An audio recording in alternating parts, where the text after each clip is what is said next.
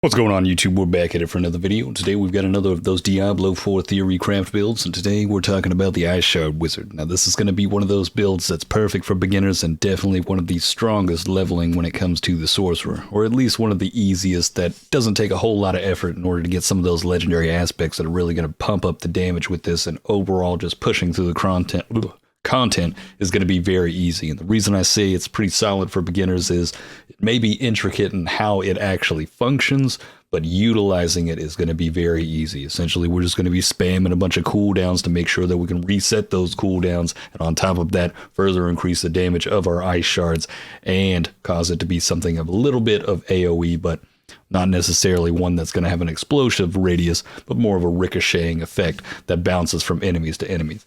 But overall, the biggest aspect of this build is that we're going to have crowd control, we're going to be creating vulnerability, we're going to be utilizing freezing and chilling, and we're going to be able to constantly have a barrier up for ourselves. That way we're also getting a good bit of that survivability. I don't know how strong this will be going into Endgame, but I know for a fact leveling all the way to 50 with this is going to be a smooth experience. The biggest difference is, I've only played this up to that 25 point. I know how well it works. I know how easy it is to utilize. It's a good time as well. It's good fun. But that's one of those that I know, even if you've never played a Diablo game before, and this is the first time you're rolling it, this would be one of those perfect builds to start off with, to have a good bit of fun, just kind of get a grasp on how things kind of work with the game by utilizing this type of build and understanding the intricacy of it without it being too difficult to actually function with. Or maybe you just want to run through and you just want to have a solid build that just doesn't have, doesn't take much effort to actually get some high damage out of it. Even though it won't be some of the highest damage considering, compared to the Shadow Necro. Check out that video if you haven't seen it on the channel. But let's jump straight into that skill tree, and then we're going to talk about some of these legendary aspects. Most of the legendary aspects with this as well are going to be ones that we'll be able to find throughout dungeons throughout the game as we're leveling, so that's why it just becomes even easier to get this to be a perfect leveling build to just smoothly sail through that content. Now, first things first, we are going to be doing a frost build with this, obviously going through ice shards. We're going to be using frostbolt, that way we're going to be able to chill enemies. We're going to get that 15% on there. If you haven't played a Diablo before and you don't understand what chilling means, essentially chilling, anytime we apply this onto an enemy, it slows them. Now, with frostbolt, we're going to add 15% chilling, but once that hits 100%, we'll actually freeze that enemy for a couple of seconds. But right after that, we've got the enhanced frostbolt. Frostbolts have a 15% chance to explode on chilled enemies anytime that we hit one of these enemies that are chilled. So then we'll be able to get an AoE damage out of this, and that's increased against frozen enemies. Right after that, flickering frostbolt. Anytime that we hit a frozen enemy, we're going to make them vulnerable for 3 seconds. This is something we can utilize to not only empower ourselves, but vulnerable is going to be increasing the damage from all sources by 20% anytime that you get an enemy to be vulnerable. It's just going to further increase the amount of damage that they take by 20% at all times for the extent of their vulnerability. But this is actually going to be one of those things that works in perfect synergy with a rogue. If you don't know anything about the rogue, they're all about vulnerable damage. They have a lot of different things that just really capitalize on vulnerable damage. So if you're playing with a rogue, not only are they going to be making enemies vulnerable, but you are as well. This would be a perfect synergy moment for those two to just keep bouncing off each other, creating a lot of massive damage. I mean, arguably, there's a lot of synergy between a lot of them, but if you had just the Rogue, Necro, and Sorcerer running together with just one Druid, you'd probably be in the most stacked team you could possibly need. You've got all the damage reduction, the crowd control, and damage overall. That's just going to be melting some of this content. But besides that point, we need to keep moving on and talking about this skill tree here. We've got Ice Shards, which is going to be our bread and butter for damage with this build. Launching 5 shards that deal 35% damage each, and we can increase that by 25% each shard if the enemies are frozen. This is going to be one of those aspects of this build that makes this increase or very smooth when it comes to dealing a lot of damage pretty early on. Now, right after that, we've got enhanced ice shards. Ice shards has a 40% chance to ricochet. This is how we're going to kind of bounce off targets, but ice shards will always ricochet off of frozen enemies, and this is where it really puts that cherry on top with ice shards. Greater ice shards. While you have a barrier active, casts of ice shards treat enemies as if they were frozen. So no matter what, as long as we have a barrier active, we are always going to get 25% increased damage, and it's always going to ricochet. We're going to have massive damage increase, and we're going to have the ability to hit multiple targets. You just can't go wrong with that one.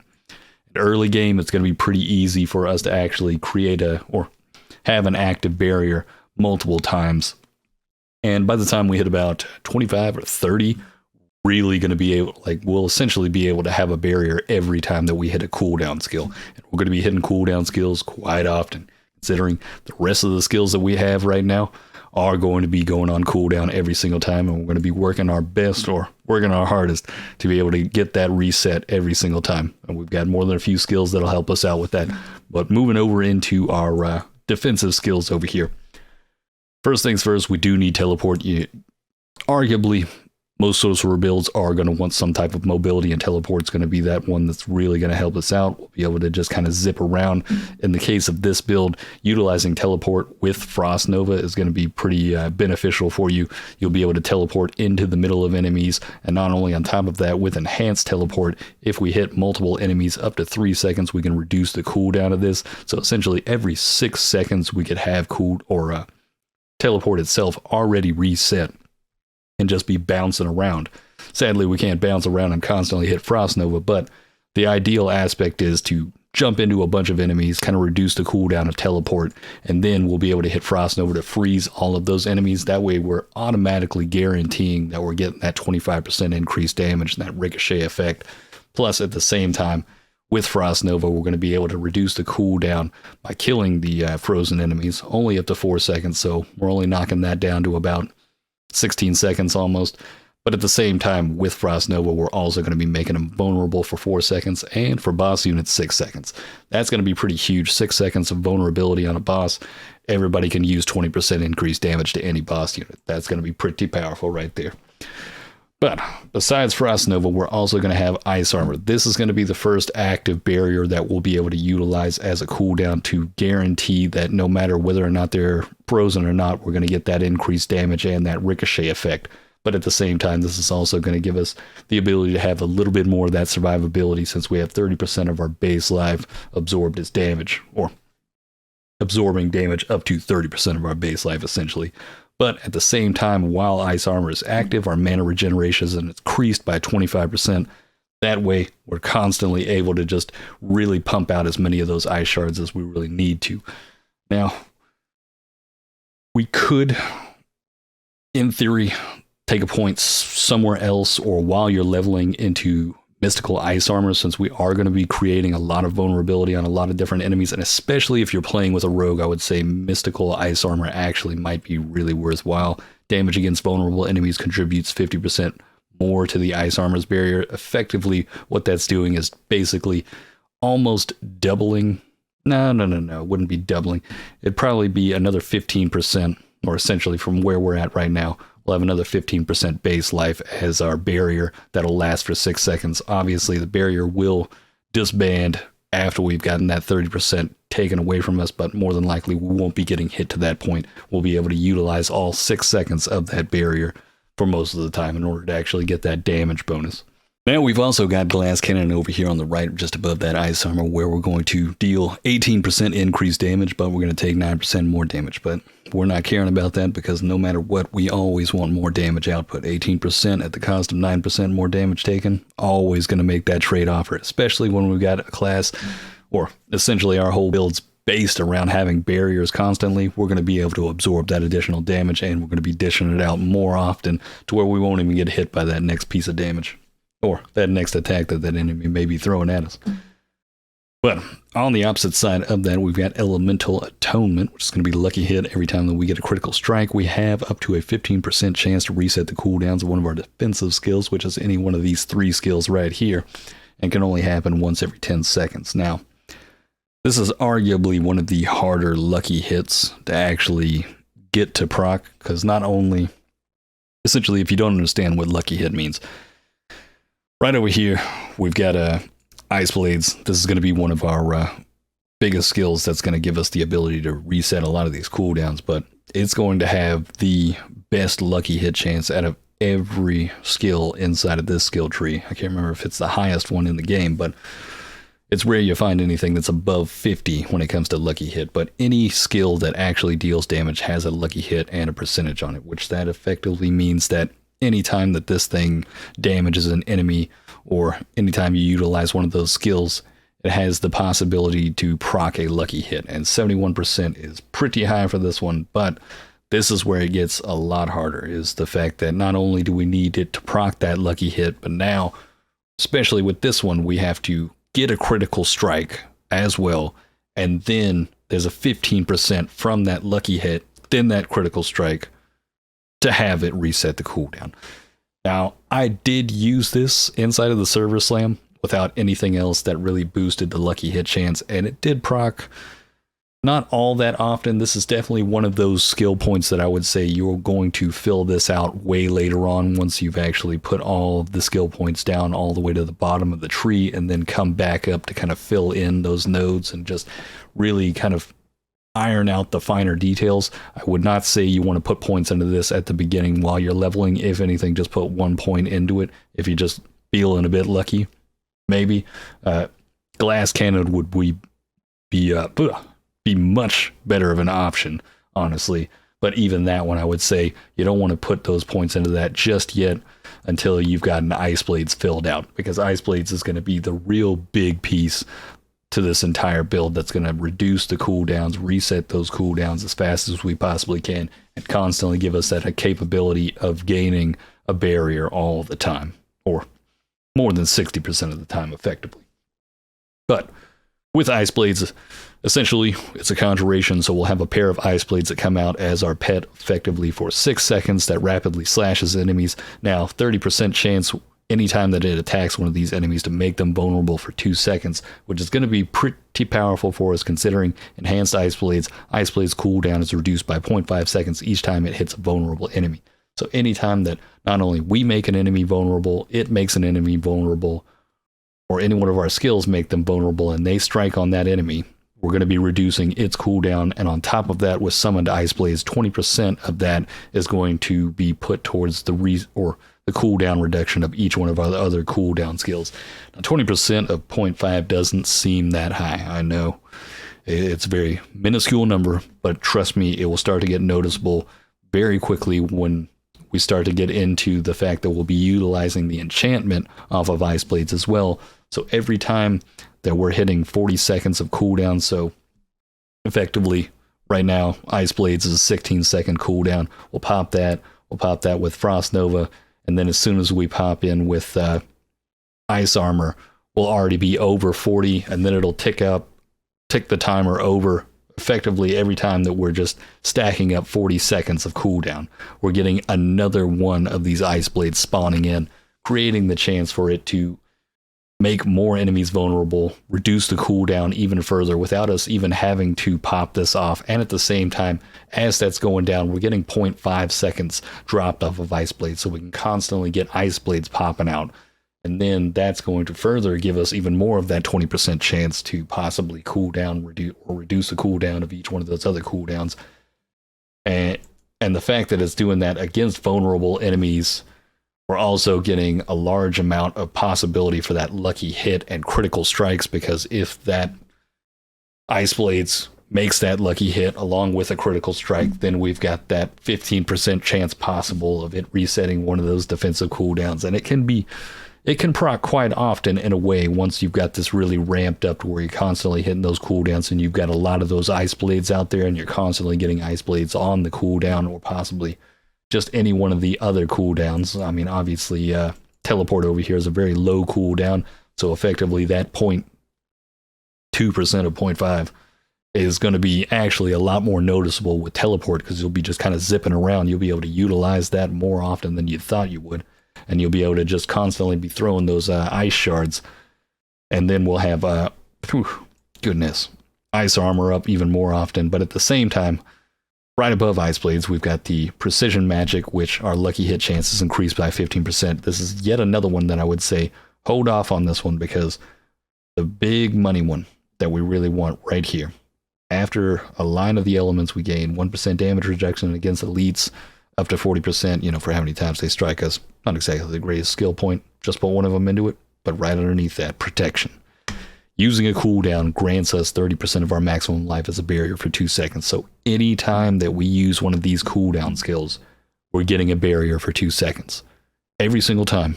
And not only are we reducing the cooldown of each one of these, teleport's constantly going to be up.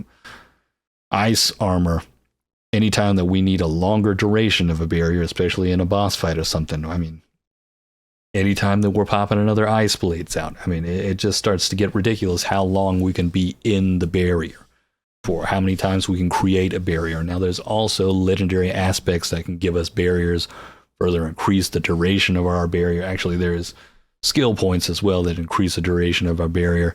And then there are further legendary aspects that increase our damage while we're in a barrier.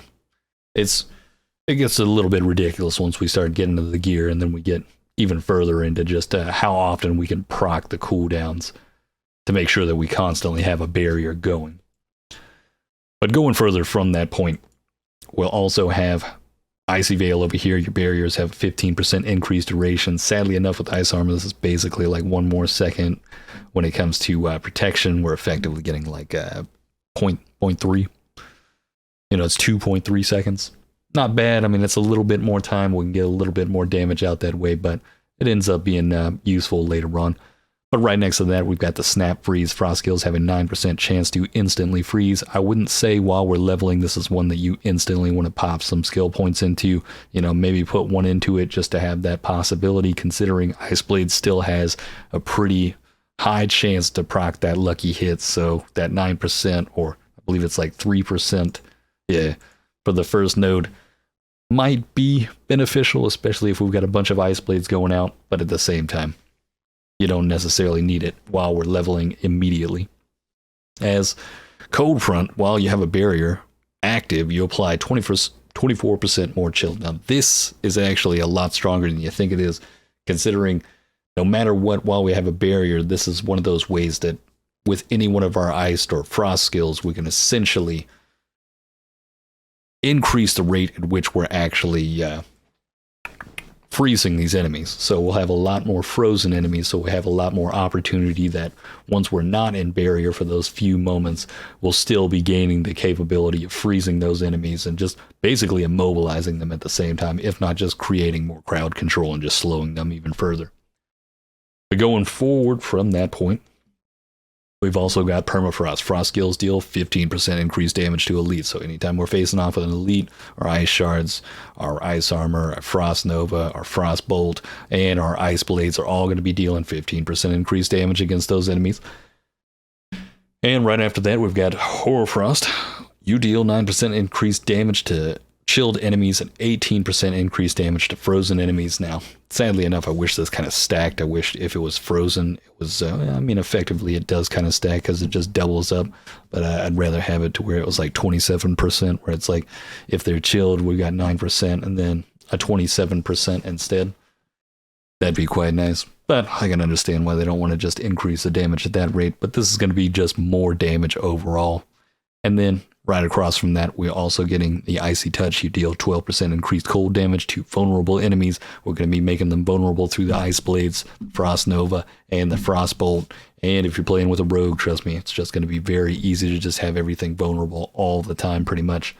Now, just at the top of that, Lucky Hit, cold damage against vulnerable enemies has a 20% chance to generate 5 mana. I never really got to play with this one. I don't know how beneficial it may be.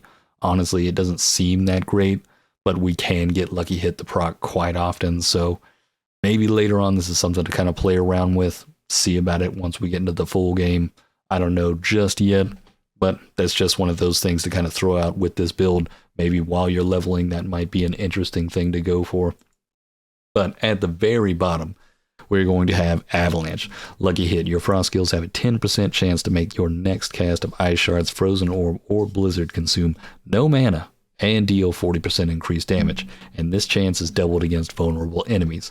So we have a 20% chance every time that we've got a Lucky Hit for our next Ice Shards to deal 40% increased damage and cost no mana. Now, you've already seen how often we can possibly get Lucky Hit to proc with the Ice Blades and how many times we can have Ice Blades proc, so you can see how it could be pretty often that we could get a no mana 40% increased damage. Now there's also a legendary aspect that doubles this lucky hit up to where not only do we get one time that we get that 40%, but we get 2 times to have that no mana 40% increased damage. This could get pretty wild with some of those boss builds, and you're effectively not having to do anything other than just keep casting ice shards and just keep spamming the cooldowns. And you're effectively getting more damage. You got all the mobility you'd like, you've got all the crowd control you're looking for, and you're just constantly being able to give yourself a little bit more of that survivability with each barrier that we're activating. It gets quite ridiculous. We're going to jump over into the legendary aspects now. It seems it's very simple.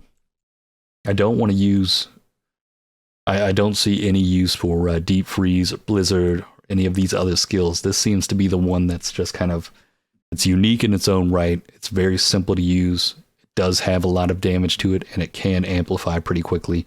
Once we get into these legendary aspects, you'll notice that not only that, why it becomes perfect for leveling is a lot of the things that improve it through legendary aspects are ones that we can find through dungeons as we level through the game.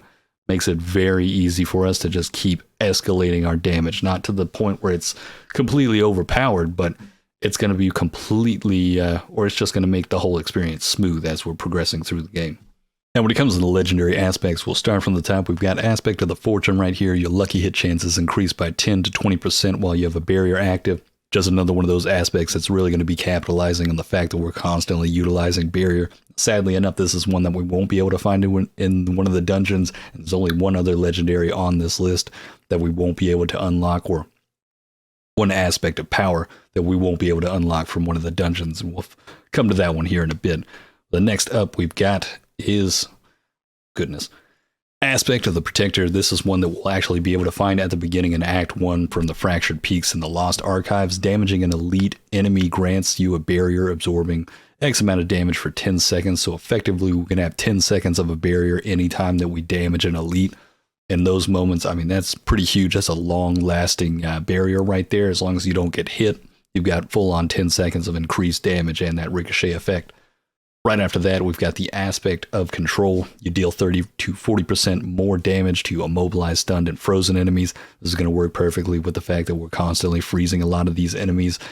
I wish this had vulnerability on top of it as well, but effectively at the same time, if you're playing around with somebody that may be doing the rogue or possibly even druid, that immobilized and stunned can come up quite more often, and this could be something that further increases the amount of damage output you've got with this build. But right after that, we've got the Aspect of the Unwavering.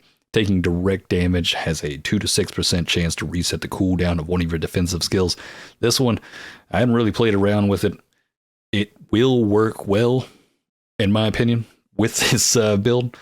I've got to check this one out as soon as we get into it. Obviously, it's one that we can unlock from one of these dungeons, and I'm pretty much guaranteeing we won't get the full 6% chance on that one, but I'd be interested to see how often that might actually proc to get one of those defensive skills reset. But this is another theory craft build, looking at the rest of the actual aspects, that may be something that we could slot in here that's better, or there's possibly a unique out there that would be better slotted for the pants.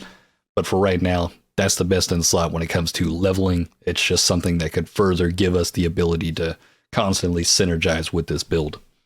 But right after that, we've got the Aspect of the Bonding Conduit. We gain 20 to 25% movement speed every time, or for 3 seconds after teleporting, just synergizing with how often we're going to be able to use teleport and be able to move away from some of those spear throws from the goats, if you know what I mean. Those can be quite irritating. But right after that, we've got the Aspect of the Piercing Cold. This is going to further enhance our capabilities with ice shards, because it's going to pierce 3 to 4 times, dealing 25 to 20% less damage per subsequent enemy hit. So effectively, we're going to be, having that 25% increase, and if it ricochets, it'll go off in a different direction and hit multiple enemies and just have a little bit less damage almost, or for at least the first enemy hit, it'll effectively be the first, or just decrease to normal damage if you've got them at that point where you've got a barrier active. But this is going to be one of those that's just going to help with clearing some of those crowds out in certain dungeons, since this is more of a single target hitter that we're kind of making into a little bit more of a multi-target. I guess I should say. Losing my train of thought here, but let's move over to the right side. Oh, let me move the camera over real quick. Now, this is going to be the second one that we'll not be able to find from one of the dungeons. I wish we could find this one from one of the dungeons, as it would just increase our damage output overall. But Conceited Aspect, we deal 15 to 25% increased damage while you have a barrier active. In a way, I'm kind of glad that this is one that we can find off of random drops, considering, if you have this one drop, let's pray you get that 25% roll. I hope you get that God roll, because that's just going to further increase that damage overall. But that's going to be one that I'll definitely be looking out for when it comes to farming out some of those legendaries for this build. Now, just after that, we've got the Stormswell Aspect. You deal 11 to 20% increased damage to vulnerable enemies while you have a barrier. Again, we're going to be creating a lot of vulnerability on some of these enemies, and if you're playing with a rogue, this is going to synergize really well on top of our barrier abilities, and we'll be able to get this one over at the Dry Steps and the Onyx Hold. But 20% increased damage to a vulnerable enemy that already has 20% increased down. I mean, it's the flat damage overall just keeps stacking with some of these.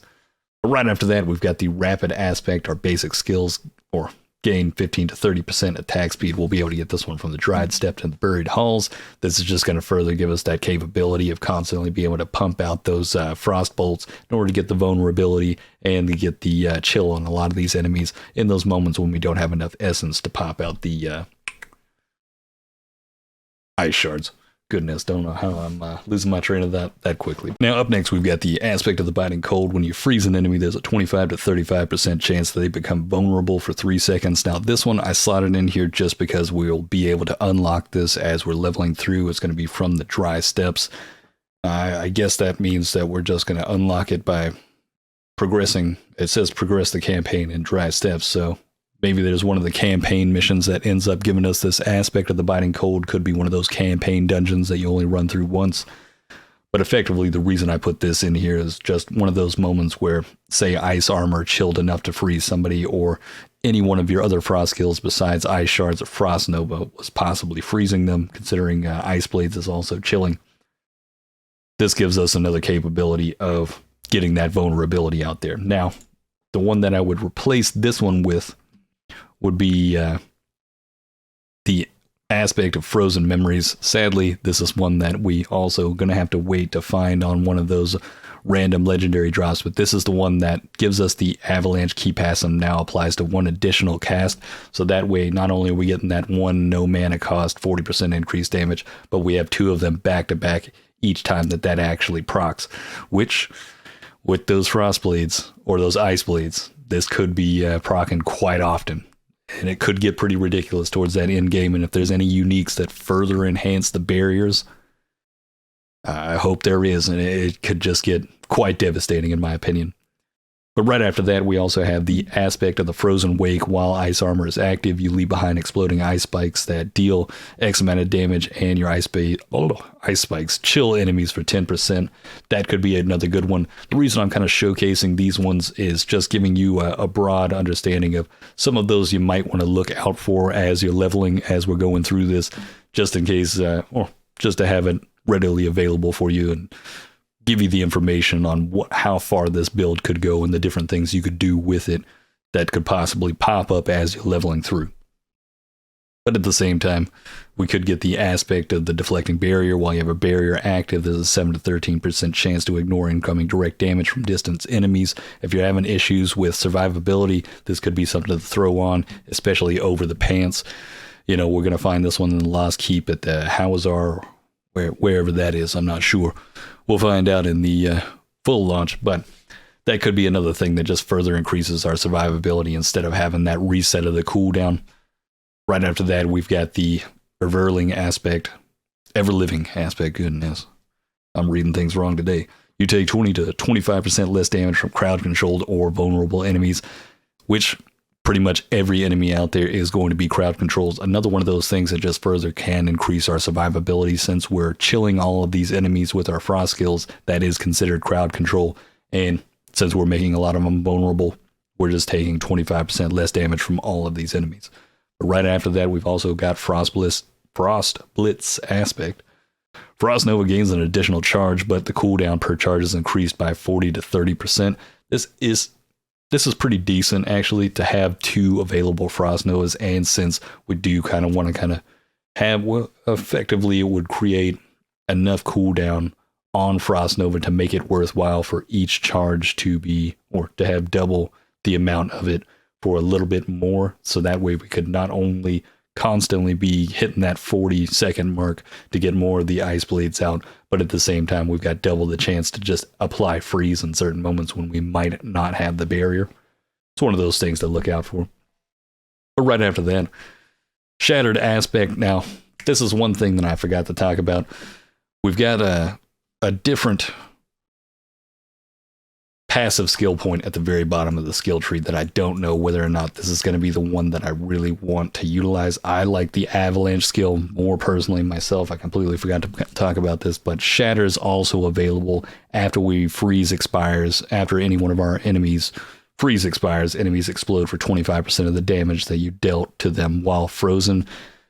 The big reason I'm kind of hesitant to go for this one as compared to the other one is it just seems like Avalanche is going to be proccing quite often, and it's just going to be more damage output, whereas with Shatter, this works more in large crowds. It's not something that's going to be very beneficial against single targets like bosses, and a lot of times you would rather have the capability of utilizing high damage output against elites and things that are going to be single target, as compared to something that is only useful when you've got a large amount or a large group of enemies actually frozen. But that one's kind of up to you in that moment, whether or not you feel like Shatter is going to be better than Avalanche, or if you need it for clearing certain dungeons. You can always just kind of respec this point at any given time, just to kind of give yourself what you need at the time frame. I know it's not going to cost that much, or hopefully it doesn't start costing that much at a certain point, where we could just constantly keep respecing during certain dungeons and give ourselves what we need at certain points. Because there's a lot of these builds that in some ways I really wish we had like some type of locker in order to go to, where it's like we've got a completely different skill tree, especially when it comes to PvP later on. I'd much rather have different sets of skill trees, or basically presets of skill trees that I could change over to in order to move into that type of content, or for different type of content such as like world boss fighting, or just going and just running dungeons constantly. There's a whole plethora of different builds that I would like to have. And, you know, we could hope and pray all day that we get some things that we want, but not always is it going to happen. But where was I? The big reason I went over to say that was Shattered Aspect. Explosions from Shatter Key passive deals 30 to 40% increased damage if enemies die while frozen. So effectively, you're doing a 40% increase on the 25% damage that you dealt to that enemy that just explodes outward. It seems all right. Seems great for like clearing and large packs, but it's not something I'd say is going to be something super powerful for late game content, or especially even worthwhile for fighting with boss units, because you're just never going to freeze the boss unit. That's one of the biggest aspects about it. But right after that, we've got Shadowed Build Aspect. Casting Ice Armor makes you unstoppable for 2 to 3 seconds. This is really great for survivability. What unstoppable means is effectively anytime that you could possibly be crowd controlled. If you're stunned, if you're slowed, you're held down, you're frozen, anytime one of those might happen as you're stuck in it. If you pop Ice Armor, you become unstoppable and you'll break free from that, or you won't even be able to be frozen while you're unstoppable, is one of the bigger things about it. So this could be something that just further creates more survivability for you. It'll give you that 2 to 3 seconds you really need to just kind of break away from some of those moments where you could be held down and killed. Would be really good for hardcore players, but at the same point, this is one that we'll find at Skull's Glen and Serra's Lair. But right after that, when it comes to the gems, when it comes to our weapon, we're going to go for the Emerald with 12% critical strike damage to vulnerable enemies. We're going to go with the Diamond for 5% to barrier generation. It's going to help us out with all the barriers that we're actually making. And right after that, we've got the Diamond, which is going to be 8% resistance to all elements. And one thing to talk about when it comes to the jewelry and how it's getting slotted, I don't know exactly what's going to happen when it comes to Nightmare Dungeons or some of the harder content later on, but one thing I do know is with the Ashava fight, you know, when it comes to generalizing going through a bunch of dungeons as we're leveling, Diamond's going to be, you know, one of your best in slots because it's going to cover a small percentage of basically all the bases of damage that you could be facing off with. But say with going to a world boss fight, you know, with Ashava, you're going to need poison resistance, so you're going to want to de-slot that and then pop in the emerald for that moment.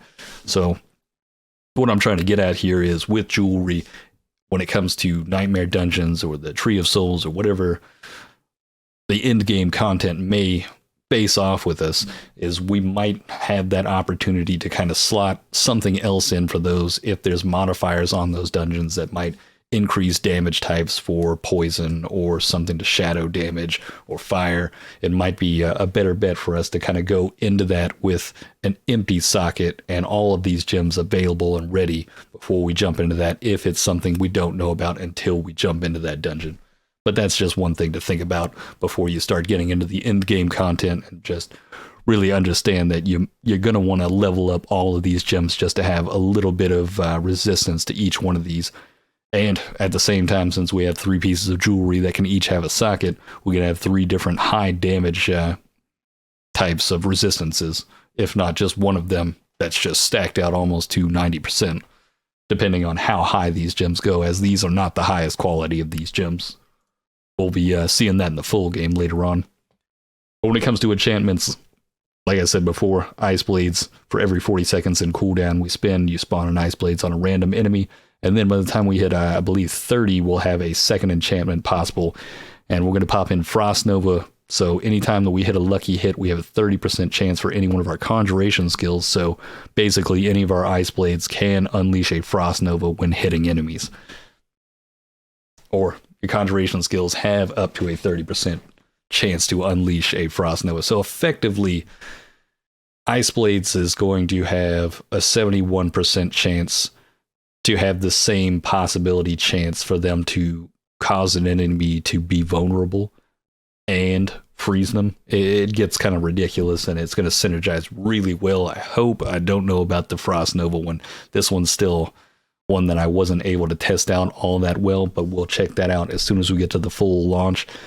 If it wasn't proccing as often as I wanted to with Frost Nova, I would probably go over to Arc Lash, and when we use a cooldown, enemies around us are stunned for 0.5 seconds.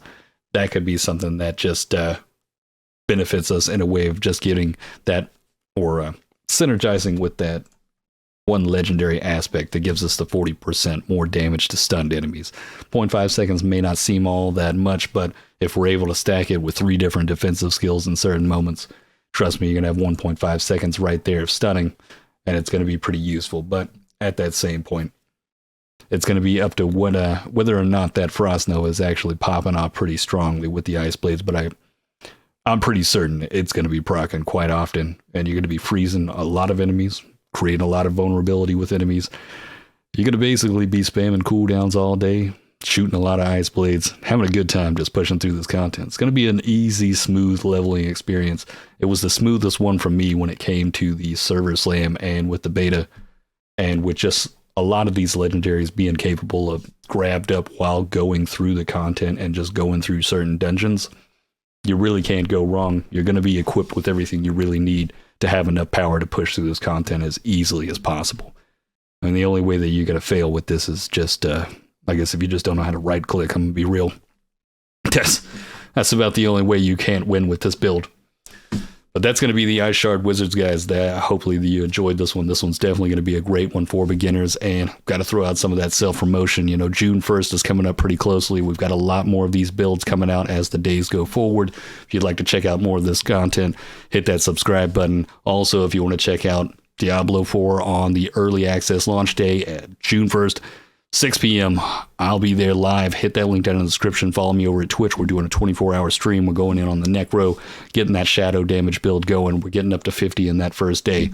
We're ready to roll, and we're going to be pumping out a whole lot more content as it goes on. But that's going to be it for this video, and hope you have a good one.